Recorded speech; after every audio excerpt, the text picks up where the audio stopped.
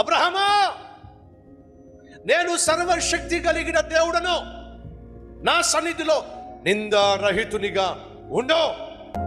24 సంవత్సరాలు జవాబు ఇవ్వకుండా దేవుడు సడన్ గా ప్రత్యక్షమైతే అబ్రహాం చేసిందంటే తెలుసా మీకు?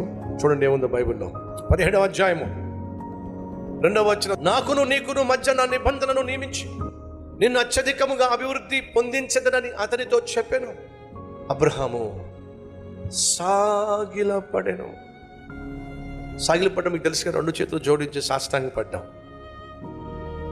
24 సంవత్సరాలు తను అనుకున్నది తన జీవితంలో జరగకపోయినా దేవుని పట్ల తన గుండె మాత్రం కృతజ్ఞతతో నిండి ఉంది. సహోదరి సహోదరులు, మన జీవితంలో కృతజ్ఞత అనేది మనం కలిగి ఉన్నట్లయితే రెట్టింపు ఆశీర్వాదాన్ని దేవుడు మనకి ఇస్తాడు. అద్భుతమైన భవిష్యత్తును